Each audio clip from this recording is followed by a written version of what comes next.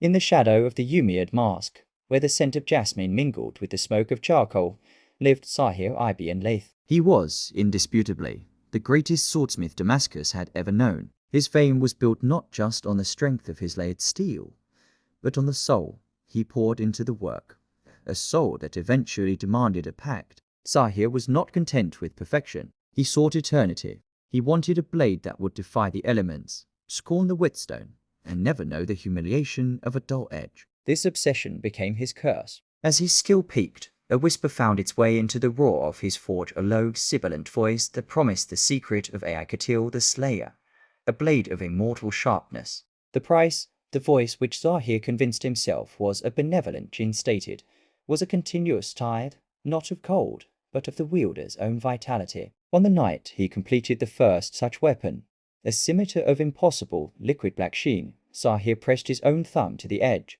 The cut was immediate and painless, but as the blood beaded on the steel, the metal drank it. Zahir felt a giddy lightness, a sudden clarity, and the understanding that his mastery had crossed a fatal boundary. He had not just forged metal. He had captured hunger. Centuries passed. The forge of Zahir was long abandoned, its location known only to cults of steel-obsessed alchemists. The first of Zahir's blades, now universally called the Blade of the Djinn, surfaced during the Crusades in the hand of Sir Reginald, a Frankish knight obsessed with purity. Reginald had acquired the scimitar from a dying, ragged mercenary in the desert. From the moment he first used it against a Saracen shield, he felt its terrible truth. The edge carved through steel, mail, and bone as if they were water, requiring no force, only direction. It was effortless and therefore addictive. Yet, the contract always demanded payment. Before every skirmish, Reginald felt an inexplicable urge to nick his forearm on the blade. It was a minor wound,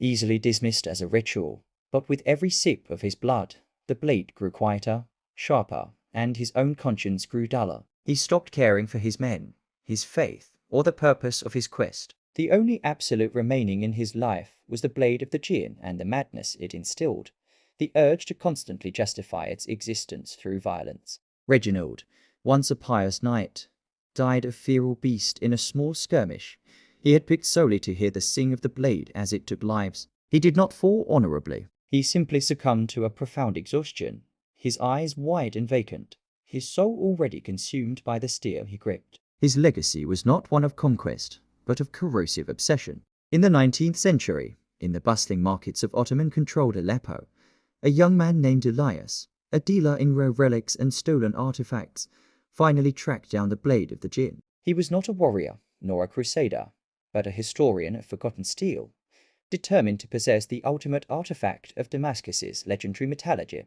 Elias held the black scimitar, and it felt impossibly light, vibrating with a silent, cold energy. He ran his finger along the edge, not to test its sharpness, he knew its reputation, but to feel the history that lived within it. The legend says it asks for blood, a nervous buyer had once whispered to him. Elias merely smiled, a terrifyingly vacant expression. They misunderstand.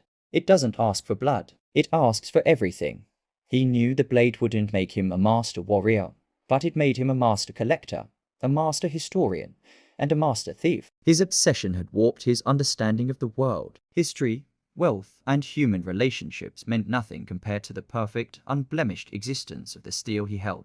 He never drew blood with the sword, yet he was wasting away faster than Sir Reginald ever had. The Djinn's curse had evolved. It no longer required the pain of battle. The sheer intellectual madness of possessing and worshipping this perfect, murderous artifact was enough to drain a soul entirely. Zahir's final, terrible legacy was not a physical weapon, but the creation of an eternal, self-perpetuating obsession that consumed all who dared to claim its impossible perfection. Elias died clutching the blade, having achieved his life's ambition, to be the last keeper of the immortal steel, fully possessed by the hunger of the smith who forged it.